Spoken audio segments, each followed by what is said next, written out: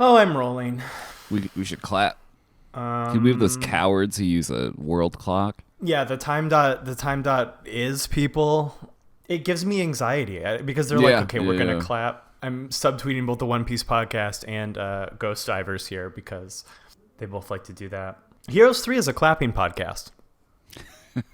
They're in God's light.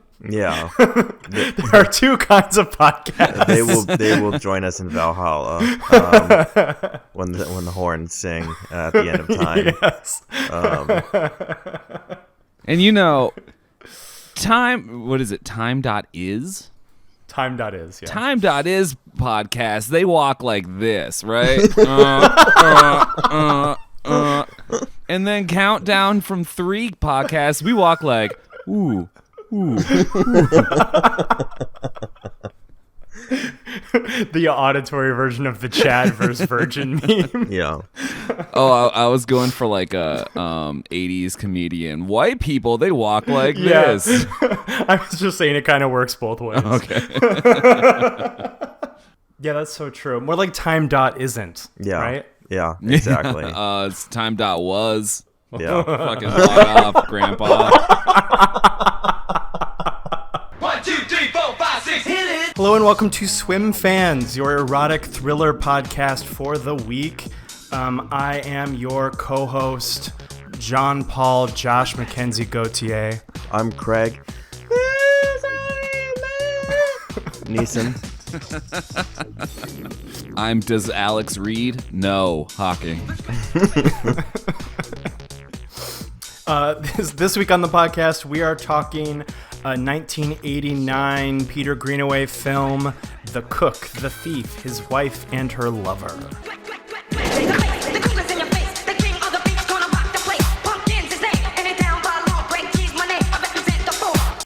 If you haven't seen The Cook, the Thief, His Wife, and Her Lover... It's a mouthful of a title. It is. I said it a lot of times last night to try to like cement it in my brain so we don't have like another final analysis situation. That was not a bit. So if you haven't seen this movie, it is a movie about a gangster named Albert Spica. He's some sort of like Tony Soprano, but in like England. He has sort of taken over this restaurant, La Hollandaise, managed by Richard Borst. They are the titular cook and thief. So Spica comes to this restaurant every single night. He brings his like coterie of crime doers, and he brings his wife, Georgina, played by Helen Mirren. Spica, by the way, is played by Michael Gambon. Dumbledore. By Dumbledore.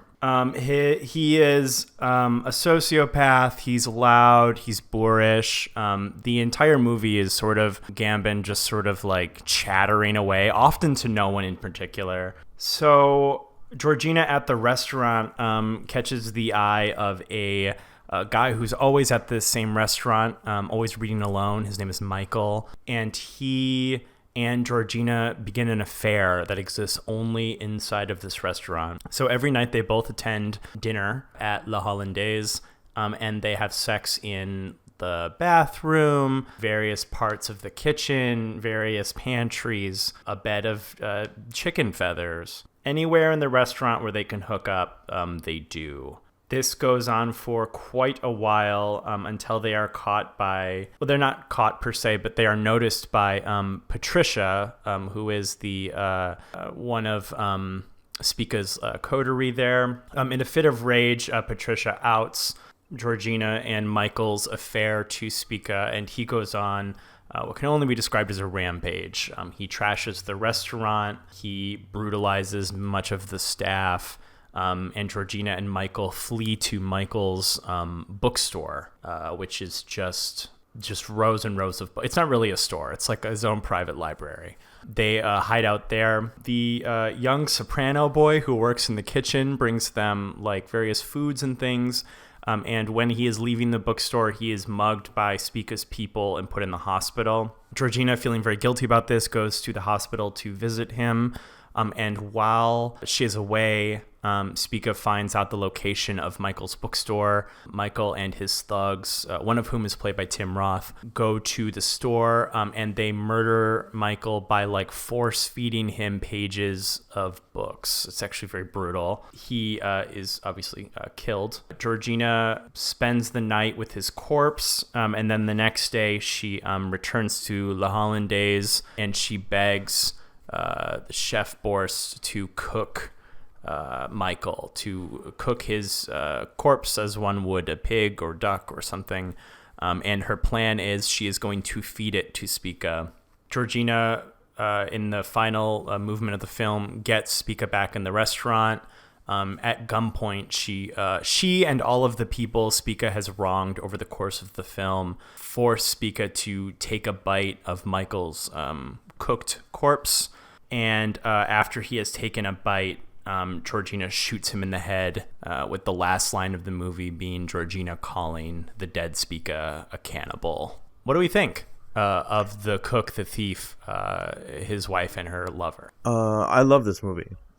This was part of my teenage self-guided Netflix film history course. It was really, really intense to see a British film so hallucinatory and expressive, deeply exciting. It was like seeing, a different kind of Jodorowsky or a different kind of eccentric Fellini. It's a tremendous, colorful, vibrant, purposely play-like film. I am enamored by its visual presentation, its music, all the acting, the dollying of the camera left to right, revealing this kind of sound stage that feels very much real. At the same time, it feels artificial.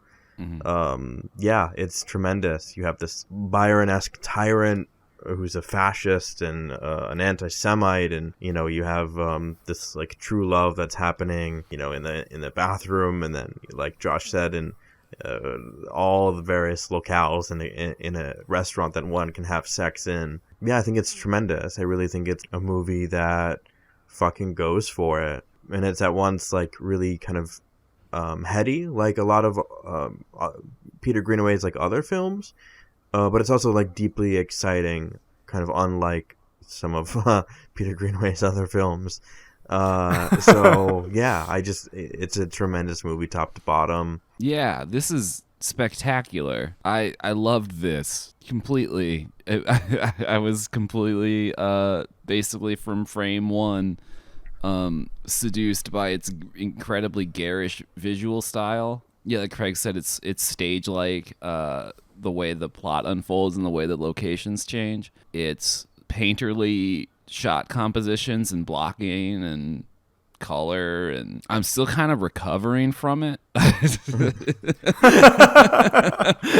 really loved it, Josh. Yeah, fuck off. This was awesome. This was just such a tour de force. I had no idea what I was getting into when I hit the play button. Yeah, right away I was captivated with, to call it stage-like is almost an understatement, because like it's like aggressively so. And what is remarkable is, like Craig sort of intimated, is that like because I found the first several minutes very jarring, because it is so stage-like. It's shot extremely wide, and it's just Gambon like projecting, just kicking the shit out of some guy. And I was like, are they going to cut or like do it like a different angle? Or and it, like, eventually it does, I think, go in like for more close-ups and things. But like this movie has such a sureness about it. It's like, it was like, no, sit down. The story is unfolding. Sit down, piggy. And it will unfold around you. And I really began to love that about it, because, the camera does do this grand sweep, because the restaurant is essentially laid out in one big line like it would be on a stage.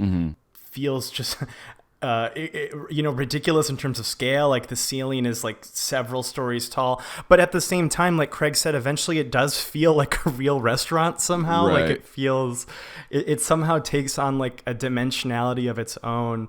And you no longer notice that artifice, and the artifice becomes real in a way that like only like really like boldly stylistic films can pull off, where the artifice sort of becomes reality.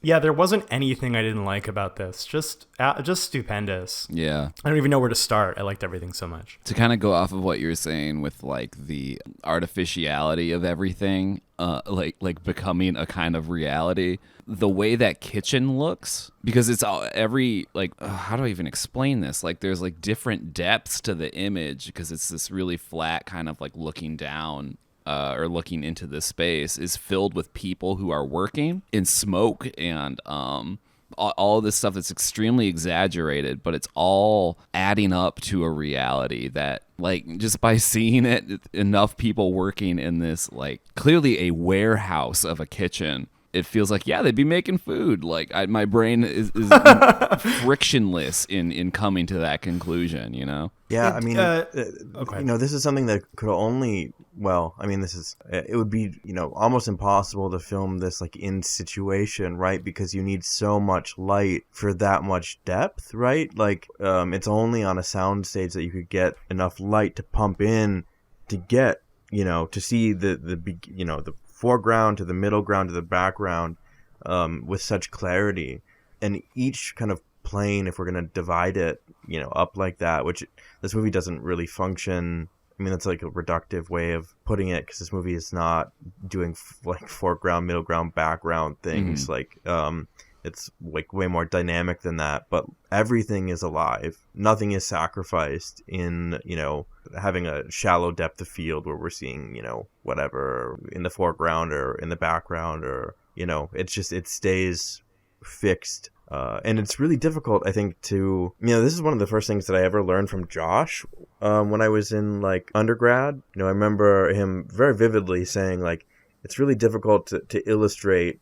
We were speaking about drawing. He was like, it's very, very difficult to illustrate like a room that actually feels lived in. It's like one of the hardest things to do. Mm-hmm. To give it that feeling of like life. But there's so much happening here. Right, there's so much activity. There's so much feast for the eyes. Whether it's the castrati that's singing in the like right up close to us, or it's the person washing dishes, or the dude like stirring the shit, or it's like the background where like the meat is hanging or whatever. It's all alive. Like the frame is just always alive, which is like a incredibly impressive thing. Yeah, I was going to compare it to because obviously the movie hits you over the head with how stage-like it is, but like it's quite clear that this is also one of you said it already, that it's taking a lot of inspiration from the way that paintings are composed. I know it's taking from the Flemish school of painting in particular.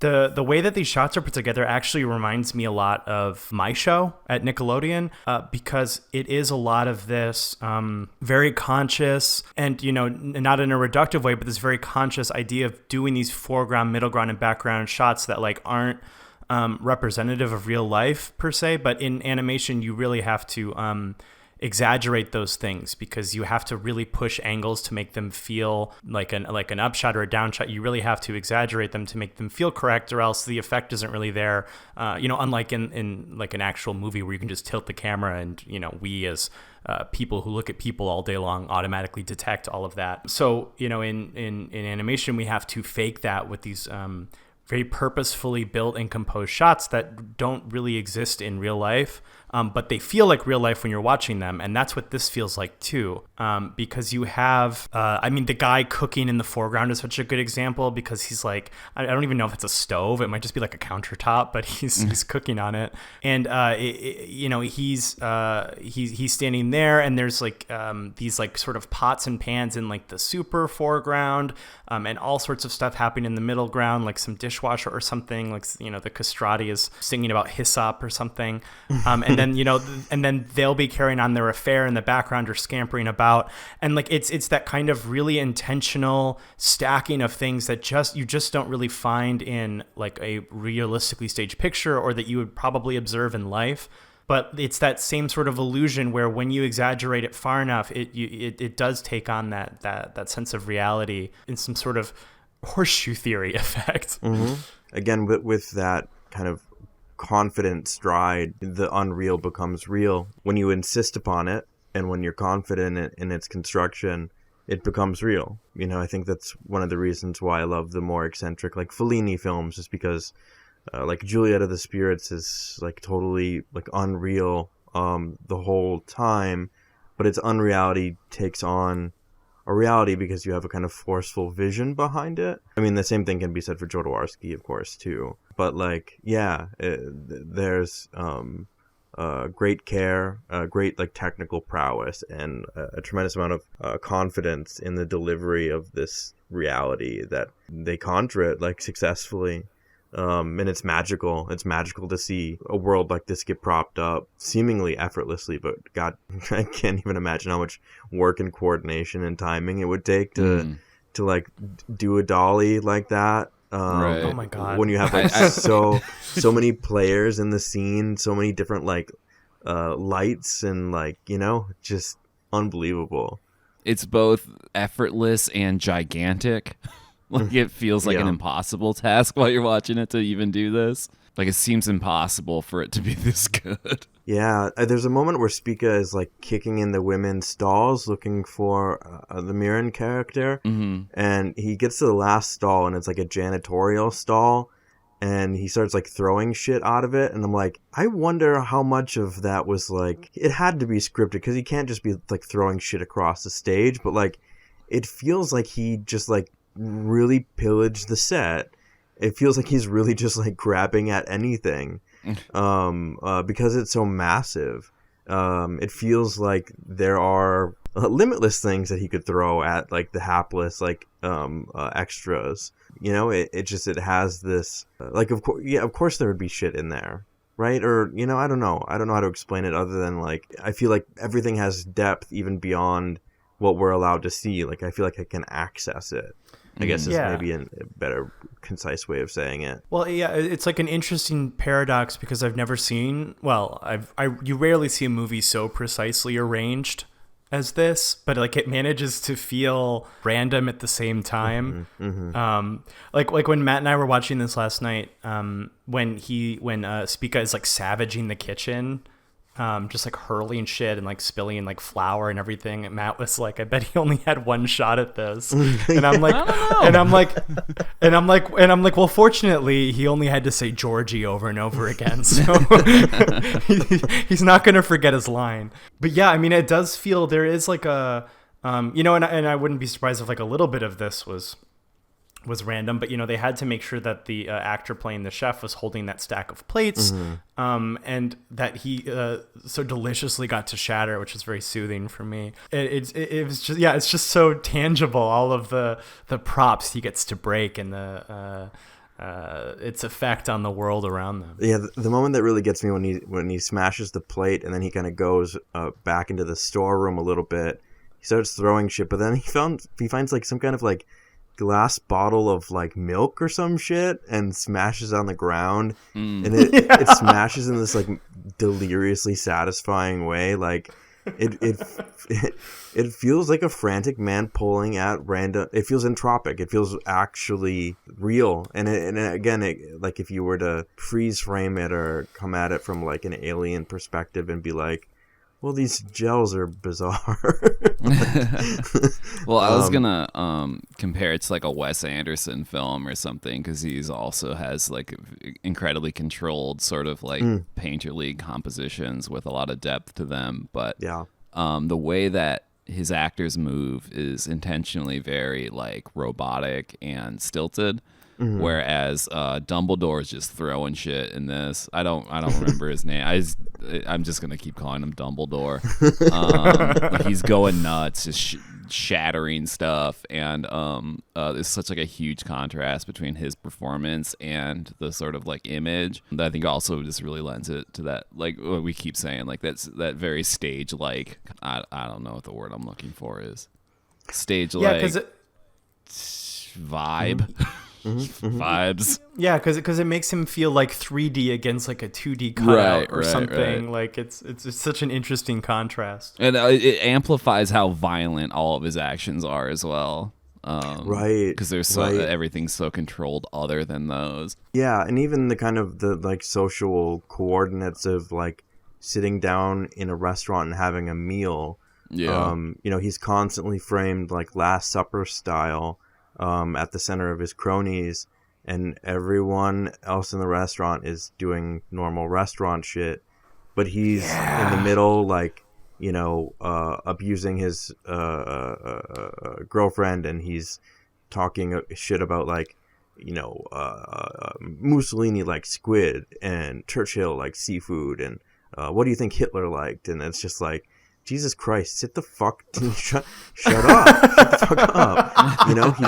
He's violating the kind of norms of like, not only is he being like an expressive element in the frame, he's like violating the situational norms. It's like, it's his restaurant, he'll do whatever he wants to do, and it's not up to this French guy to tell him what not to break, like just being this giant fucking piss baby monster is interesting, because everything again is so high art, baroque staging, because we have these massive painting in the restaurant itself of dining military officers by some Dutch, so fucking cool Dutch Renaissance guy or whatever. And they're all like dignified, of course, because that's just how it works, right? And he's like the man of stature in the restaurant, and I guess so are his men by extension, because they own the place through hook and crook, I assume. And he's a disgusting tyrant, which I think, like, only now, I guess, in this period of the twilight of my Craig life, am I realizing that this is like a deeply political film at the same time. It's just it's a wonderful thing. Yeah, he's like unbridled id in a world of superego. Yeah. I really want to talk about the costuming. Totally. It's so fucking insane. Cool. So Jean-Paul Gaultier designed all of the the costumes for the movie, and it fucking shows, man. Yeah.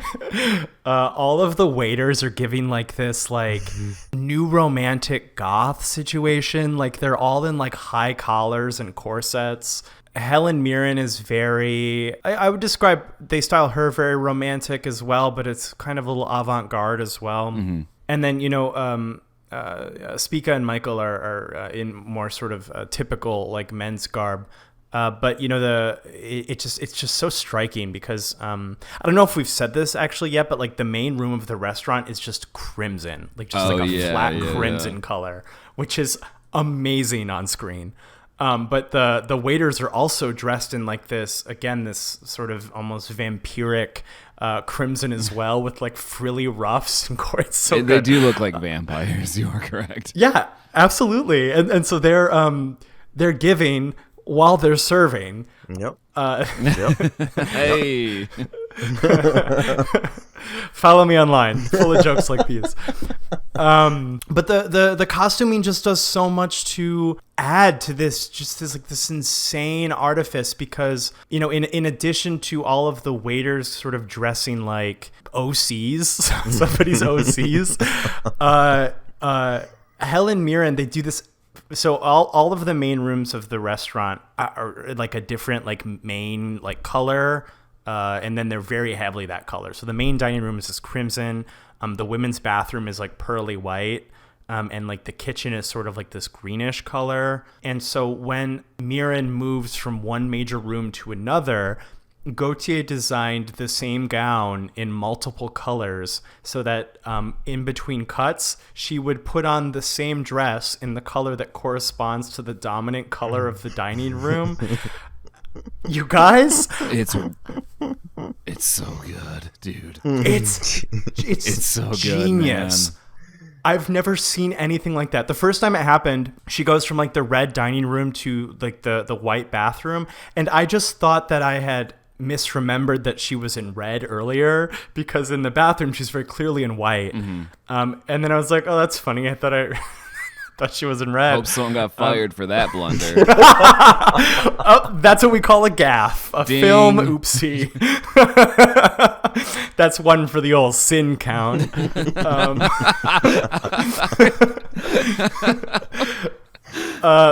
But no, she steps back into the hallway and she's in red again. And I've never seen that before. It's so exciting to look at. It's so expressive in a way that's obviously extremely very high effort, but comes across very effortless. Mm-hmm. So much more interesting. As much as I love a gel, so much more interesting just to put her in a different gown, of the same gown in a different color. Well, for us, it's so seamless because the camera's moving. The camera will move into like a black space, masking a cut between sets. Yeah. So it looks like she just walks out in a different, or like she would be walking out in the same dress, but it's just a different color. It's like completely seamless. It's just the coolest thing I've ever seen in my life. I can't believe I've never seen that before. Yeah. I feel like I don't often see things I've like never seen before or haven't seen some variety of. I've never seen that before. It's just blew me away. And it's such a small part of the movie, but it's just the styling by Gautier, the commitment to sort of reinforce this artifice, even in the costuming, even in, because I mean, Helen Mirren goes from room to room very often, and to just put that in there just makes it feel even more like some sort of cinematic pop-up book or something, something completely unreal that you're looking at. It's just so fun. Yeah, and I think about the malleability of, the kind of costumes and the gels and so on, and it reminds me of, of course, art history 101 or whatever, but, right, like Gothic cathedrals kind of existing with these vast, spaces of light for, the stained glass to kind of sing, right, because the experience of God was through stained glass. But once these churches and so on fell into ruin, they become a little creepy. And I think that it's played so elegantly where, you have this restaurant space that is, of course, there's crimson and the waiters are kind of vampiric in a kind of safe way. And then at the end, the whole thing gets drenched in red, right? The crimson, the kind of the way that the ceilings kind of like vault a little bit, becomes deeply ominous. They're like carrying out a vampire funeral, and Moran's dress at that point is like, there's like black kind of frills coming out of the neck, and it's so cool. She's like queen. She's like a bouquet. Yeah, she's just like Queen of the Damned, like unbelievable. But I think, just the kind of deep intentionality with all of the styling and the lights. And even thinking about something like the white kind of neutral of the bathroom when Spica enters, when he opens the door on a couple of occasions, red light enters with him. That kind of like sprays like really quickly kind of into this like largely neutral space, making him all the more like kind of demonic. It's all played so well. And then there's just like, I feel like there's like symbolic, use of color, and then there's like the let's just fucking go for it uses of color, where like, there's like yellow kind of bouncing off the cooked corpse at the end, or like when they're kind of in the outside area where Spica begins kind of brutalizing that man and covering him in like dog shit or whatever. There's like greens and yellows and blues, and they're just fucking coming from everywhere. It's stunning. It's really stunning work. And I think it functions, and I feel like a lot of what we see is like directly, or what we've seen in the podcast is like directly like Giallo like related, right? Where there's like a harsh red on somebody's like Rembrandt lit profile, or Rembrandt lit like portrait rather. Instead, this is different. It's using gels in like a dramatically different way. because the shots are so wide, it's not like locating it on like an individual. It's like putting a little bit over here, a little bit over here, a little bit over here. Again, this kind of like painting with the light. Little like daub over here, little daub over here, which is like explicitly like a painting thing, you know? I don't think we gave Mirren's final dress its due, though. Oh my God. They forced a woman to carry the train of the dress around, so Mirren's doing like forced cannibalism shit to Spica. In the background of the shot, there's just some sort of waitress or maid or something who's just carrying the train of her dress around. It fucking owns. I was wondering where or if you would find information about this. Do you guys know anything about like the body prop? Like the cooked corpse prop? No, not really. I want to know more about it. It looked like it had kind of like a turkey skin thing going on. You know what I mean? Like Thanksgiving turkey on the outside. Like super 100%. super glazed. And you know, a lot of times when you're trying to like make a facsimile kind of version of an actor, it kind of turns out a bit wonky. I think about Ash's head in Alien. Which was just the kind of the result of like soaking it in whatever they had to soak it in or whatever. But like the way that, you know, it kind of begins at his feet and we kind of dolly to the left up to his head. I mean, once it gets to his head, like his features are all there. Like it feels very like corpse-like. At the same time, it's like you know, when like Daffy Duck or Bugs Bunny will like pretend like cook themselves for like Elmer Fudd, you know, and they've got like the you know the turkey glaze or whatever, or like, you know, there's like the little turkey that has like the little bone where the head is. You know, it's cartoonish in a sense, but it does feel like a glazed embalming. You know, it has that high sheen that's being expertly played up by the lighting. Yeah, no clue how they would make such a thing. Definitely some kind of molding of the actual actor feels like probably right. They cooked the guy who does the voice of Sauron.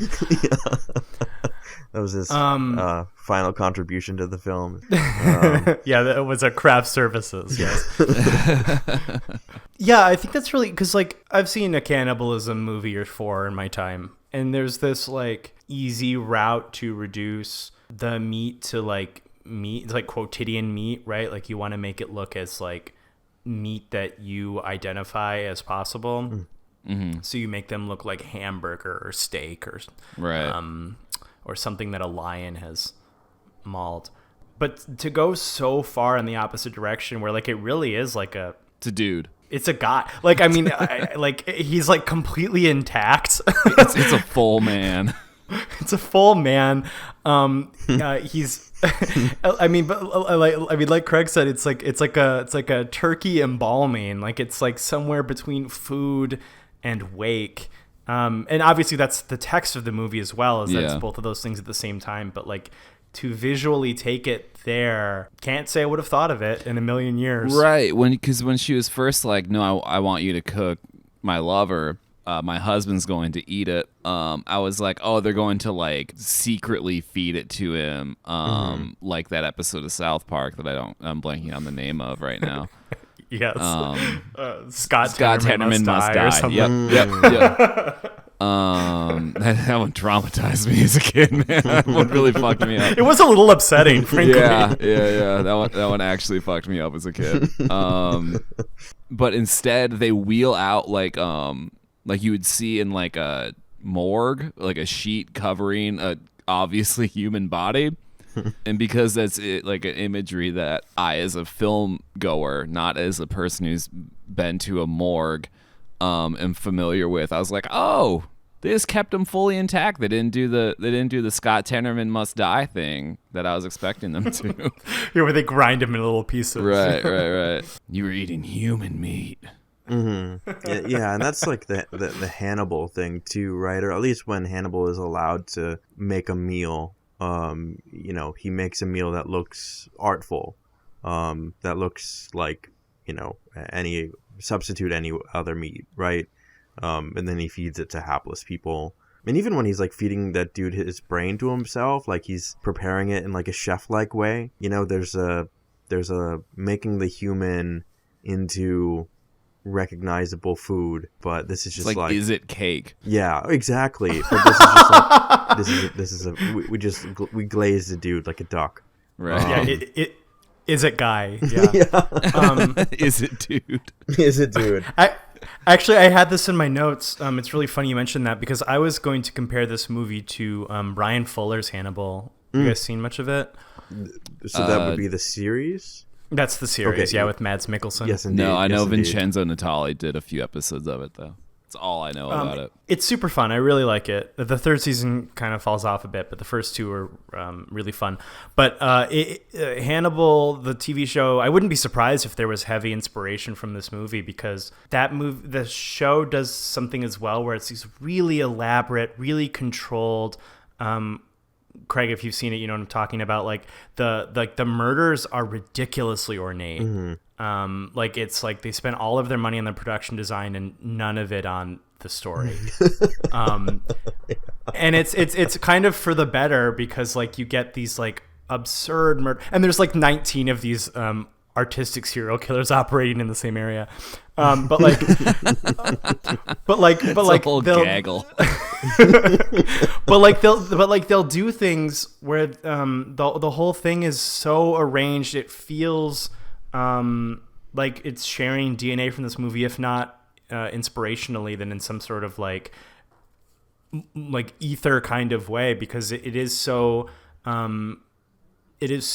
composed and so changing the human form into like classical renditions of like art and sculpture in a way that completely defies reality, spits in the face of logic, and sort of puts this like insane ultra violence, which we get here, especially with Michael's murder, next to this just insane artifice, and like the contrast really makes both things sing. Yeah, the kind of high art. I mean, if there's any fancy man in the world, it's Hannibal Lecter, and of course he's going to turn the fancy thing into a harpsichord or whatever, the corpse into a harpsichord, to then play Beethoven or whatever.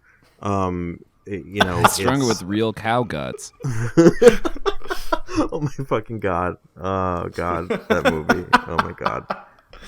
Sorry, Plush is it what was? Yeah, that's Plush. Yeah, that's Plush. That's the true story of Paramore. How could you forget? The true story of Haley Williams and the band Paramore. I've really done a horrible blight to this podcast by selecting Plush. He was brain poisoned, dude. But yeah. There's all the kind of high art that gets completely undercut, or maybe like I guess undercut is maybe not a word for it. Perverted by the, because you get this like expertly rendered beautiful scene of like military officers dining behind everyone. You have this like outward, again, anti-Semite and fascist, and he's being vulgar at the table, and it's like fantasy in the painting and reality in the kind of lived dining experience, where the person with the gun, the person with the power, is a monster. Person at the head of the table, the figure at the head of the table, like the eyeless being in Pan's Labyrinth or whatever that devours children, is like a Twilight version of the actual fascist in the film. It's intentional. It's like, high dining, the high society thing is I guess in that way it's like the discreet charm of the bourgeoisie or something like Buñuel, where like if only the military stopped doing parades around this dining room, we could just sit down and have dinner. Yeah, I mean it's good, smart shit, real smart shit. Is it trying to be like a Thatcher thing? Yeah, I definitely think so. I mean, yeah, I could see it. I mean, as much as like all the right wing, like deep, like psychopathology of like, being like this like hyper sexed individual while also like then kind of revealing that he's not actually sexual. He just likes to see her be punished with, like, as we learn, a wine bottle, a toy train. There are a couple other things. Yeah. And she's like, it was better when I did it because at least it hurt less. It's like, oh right, he's just a sadist. Like he just wants to punish. He wants to hurt and cause pain. Like that's how he gets off. And it's like, oh yeah, that's Thatcherism. That's like, right wing. And like, the deep embed of, right wing politics and anti-Semitism. It's 1-to-1. Yeah. I think we've gone what could be considered an insultingly long time without talking about Helen Mirren in this movie. Yeah. Oh, she's fantastic. I mean, it's Helen Mirren.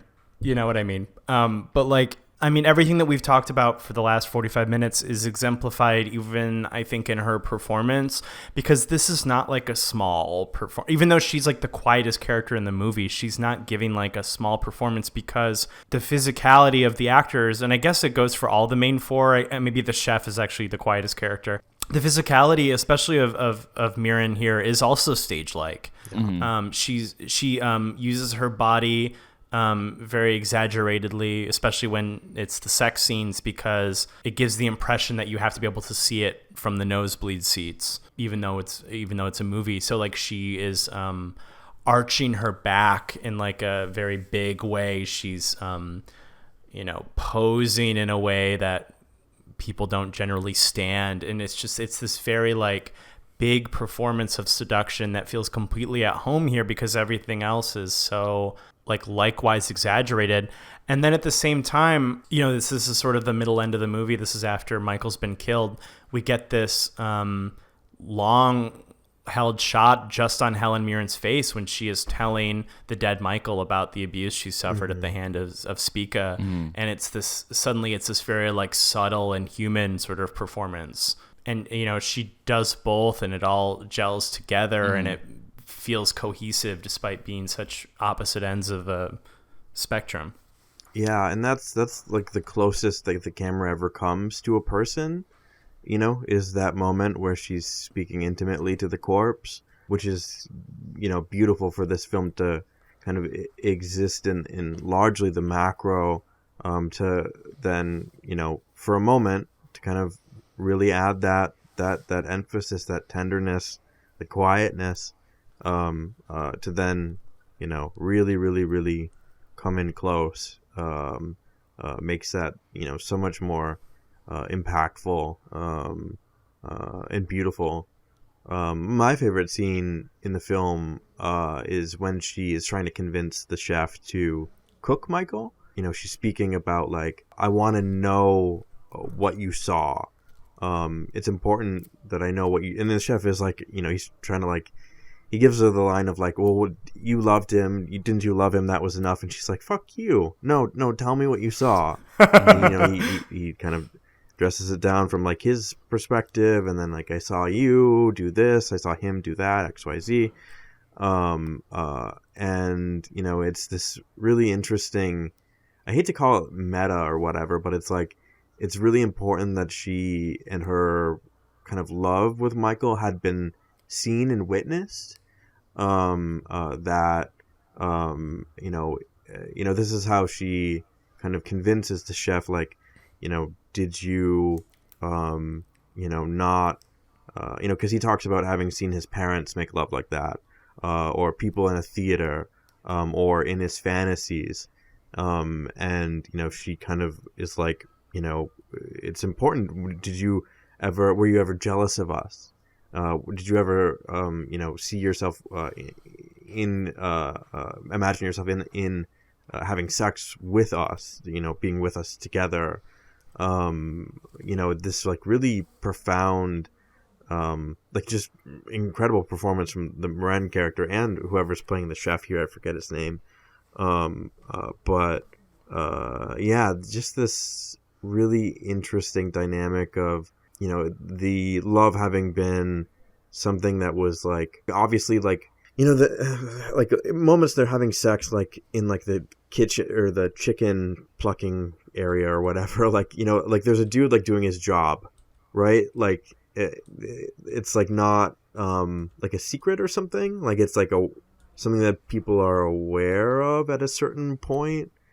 Yeah. So oh yeah, the actively abetted by. right. So it's, you know, it's like they are, you know, protecting this kind of love affair, and you know, I think it's a really kind of, it's important. I mean, the cook is really important, and getting the cook on board in this kind of denouement, like, is really important, because the cook is an adversary of Spica, and, you know, he's being a little obstinate about going with this like cannibalism plan, but you know, character kind of motivation, plot motivation, you know, he is able to kind of dethrone this tyrant by, you know, helping this woman kind of cope with, you know, the loss, and also like coming to grips with the fact that she, you know, had like a beautiful love affair for a moment, something that was like real, and came to like a really crushing end before,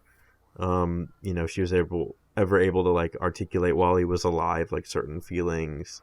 I don't know, it's just it's beautiful. This film doesn't forsake the macro for the micro, at the same time that it is always like insistent on being very large. I agree. I really do love that scene where she's, you know, begging the chef to cook Michael, because like it has this sort of, I was just talking about, where she's acting very broad here, like she's like throwing her arms up and she's like gesturing to him, and, you know, he's like 4 feet away from her and she's like throwing her arms out and she's pulling them back, and I'm doing act outs at my desk, and she's you know, doing what in another context could feel like melodrama. And then at the same time, I really like how you put that, Craig, because like she, you know, is a woman who's been so damaged that she can only reveal her secrets to a corpse, right? Like she could never tell Michael those things in life. And like she just needs to know that somebody else, this wasn't a dream, right? It wasn't her imagination. Like she loved and was loved within this restaurant. And it's just so lovely that, you know, she like interrogates the chef about it, you know, like, did you see it? Did you like it? Didn't you want to be part of it? You know, like demanding this strange validation from another person that, like, you know, she was cared for. Yeah. And it's just so, I don't think I've ever seen anything quite like that. But my other favorite scene is Michael's murder scene. Because it's just insanely brutal. Yeah. Babe, wake up! New way to die just dropped. It's like something right out of Seven. Spica kills Michael by like ramming pages of books down his throat. It's bloodier than you would think it would be, which is of an added tactile detail that was upsetting. And Tim Roth is like pushing them down his throat with like a knife or something, right? Yeah. Because I mean, you know, it's shot quite wide, so it's hard to tell. In my head, I thought like a wooden spoon, which is somehow more upsetting because there's no blunt edge to it or no sharp edge to it. So it's just like, I don't know. It's bad no matter what the implement I don't is, want you it know? either way. Keep them both, I say. Yeah. Up until this point, Spica has been like a tiger in a cage. Like he's full of malice and, you know, he's very frightening, but he doesn't do anything with it. Like he covers that guy in dog shit at the beginning, but he doesn't like particularly brutalize him. And then he force feeds that soprano boy his own buttons. Yeah. So you start to get, you know, this picture of, you know, what this guy is really like when he goes sicko mode. And then like it just goes full force on this on Michael. And I was like, I thought he was just gonna shoot him, Right. or something. No. And I mean, like there's such like books. There's such like an interesting, especially if you know, we're talking about the movie as metaphor, especially how it perhaps relates to British society. There's such an interesting anti-intellectual way to kill a guy who reads a lot. Yeah. By like a cruel boar. Yeah. Right. kill him by ramming books down his throat. Yep. Yeah, and not having the Spica is just like having a fucking meltdown. I mean, he does vacillate between like speaking like calmly previous to like the full mental breakdown, when he's just having like a regular mental breakdown. He'll be like speaking calmly and then he'll suddenly freak the fuck out. But that moment at the end where he kind of like, he gets up and he kind of collapses in this way that obscures our vision of Michael and the Tim Roth and the other man that are like murdering him. And he's just like, what does he say? He says something to the effect of like, plug his nose or like close his airways or something. Just do it. Just get it over with. Do it now. He can't even like do it himself. Like he's, like deeply pathetic in that way. Having, delegated the rough business to, his lackeys. Just that it's a really kind of painterly collapse where he's obscuring, the final kind of like death, murder or whatever, or however they do end up killing him. We don't see because it happens. Him obscuring it, which is, I don't know, it's clever. It's clever to see him be pathetic at the same time that he's brutal. I think that's like really important to see that he's a deeply pathetic man at the same time that he's homicidal. Because he swings between monster to like pathetic child to like, he occasionally verges into like simp behavior. Mm-hmm. Like all the different ways to be abusive. Manipulative to violent to like cloying, and he just like rapidly cycles between them. Yeah. I mean, that's something that like Slavoj Žižek at least used to talk about like years ago, is like the idea of the kind of patriarchal kind of outburst as being like the childish, being like ultimately like childish and clown-like. That it's at once brutality, but at the same time it's like deeply pathetic. One of my notes which we've already covered is just the waiter's outfits, honey, and then there's 3 exclamation points afterwards. I love that they like underlit like the urinals in the bathroom. Like it's like a completely pearly, room, and then the urinals have like a magenta light on them. I like that they're up on a platform and around in a circle so you can make eye contact with all your homies while you're doing it. So you have to make eye contact with the homies. Just like a total game of dominance there. It's a saw trap for people who can't pee in public restrooms. Their bladders just explode because they just can't get up there and do it. Or they have to kill the other 5 so they can finally pee. There's stalls. Well, they're chained to them in my saw trap imagination. Do you both have any final notes about the movie? It's great. I highly recommend this movie, even if you have to sign up to a weird streaming service called BritBox in order to watch it. So we've all done it, folks listening. If you listen this far, you've done it. You've done the 7-day free trial on Amazon for a weird channel to watch something that you wanted to watch. If you want to watch this, all you need to do is do that 7-day free trial of something called fucking BritBox, which sounds awful. It sounds like one of those subscription services that sends you snacks, but they all suck.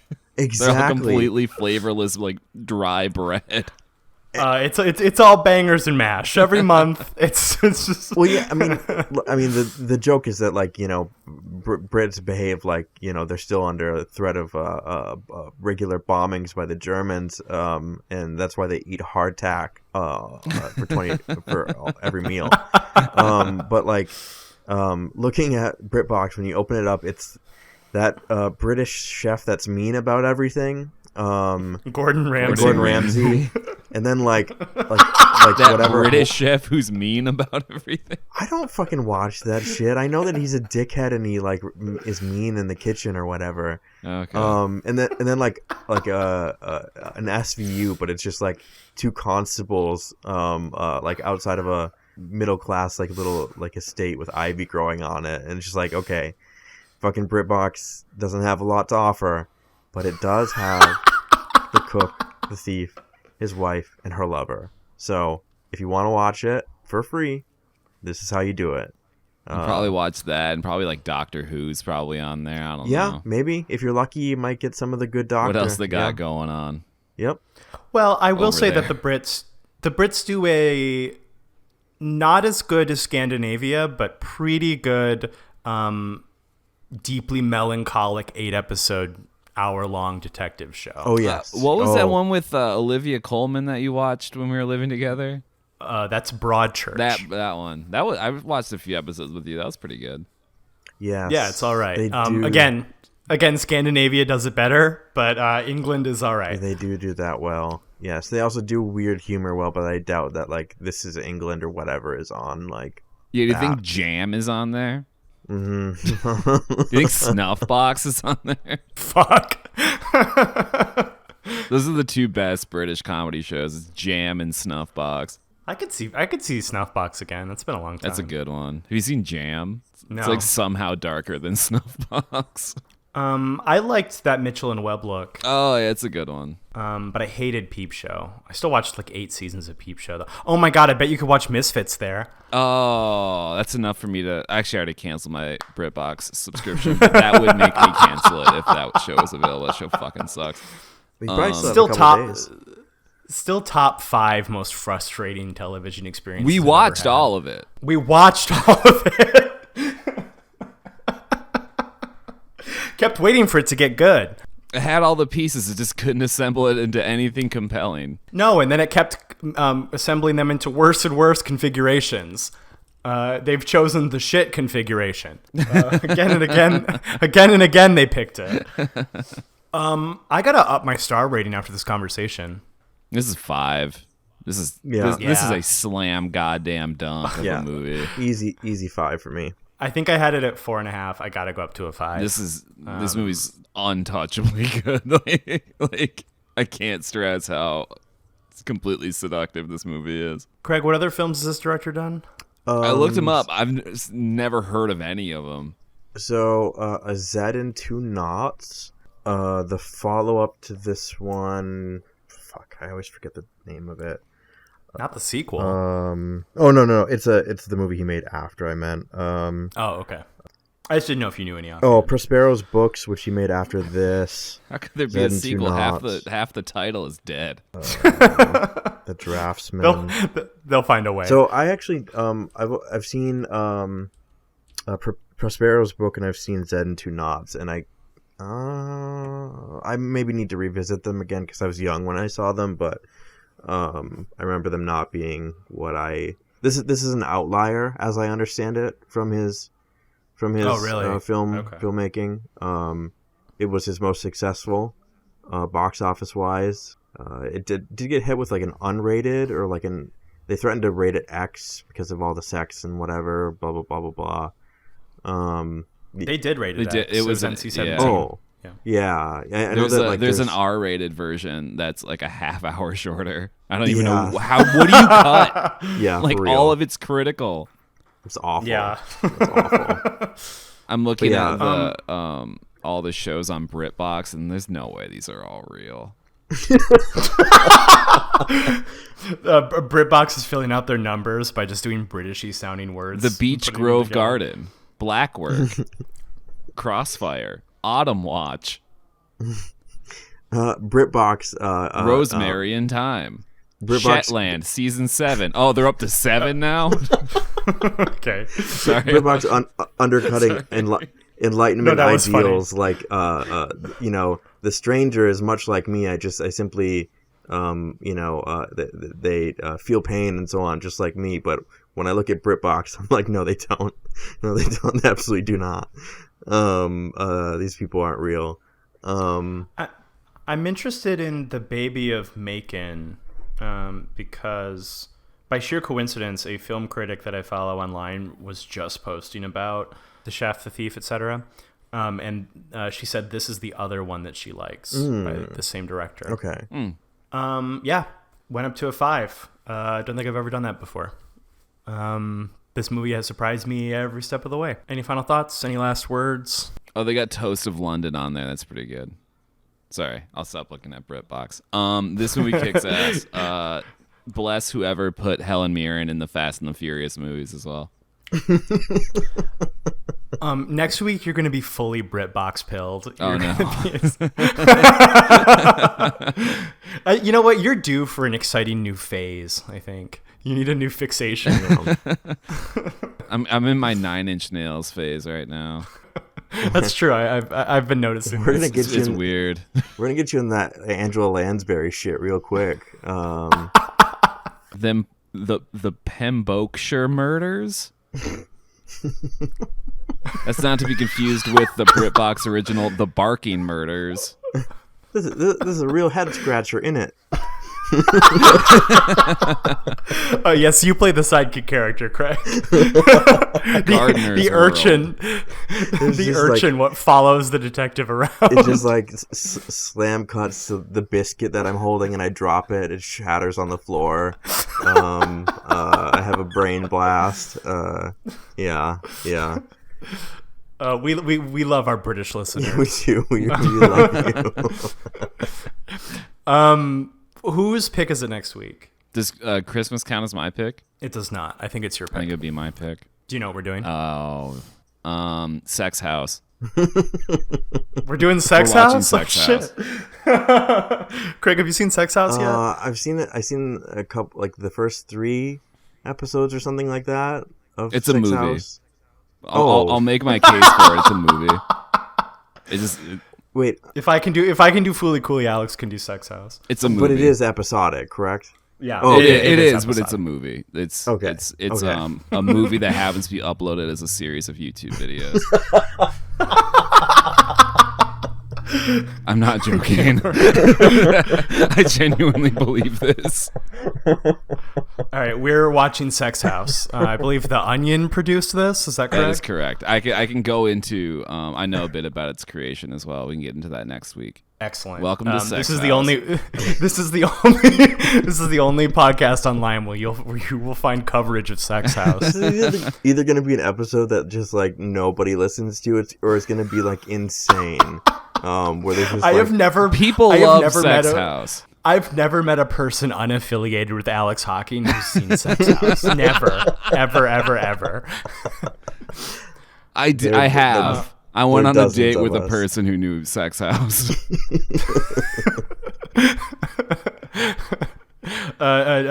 New date or figment of your imagination again. You can find the show on all of your podcatchers of choice. That is Apple Podcasts, Spotify, or Stitcher.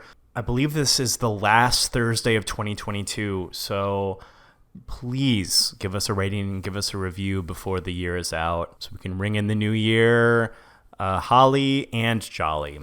You can also find us on YouTube. Swimfans has a YouTube channel where we are putting up the episodes if that is a preferred way of listening. And I just happened to see that you can also watch the first episode of Tactical Espionage Neeson. Yep.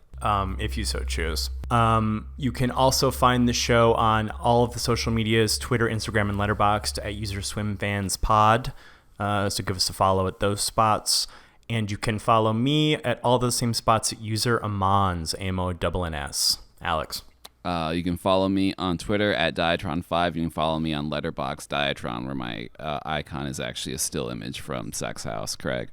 You can find me at Craig Neeson on Instagram and Letterboxd and www.craigneeson.com. All right, polysexual princess is what's taking us out. I don't know. I'm too tired to think of something. Okay. Bye-bye. Bye. Oh, yeah.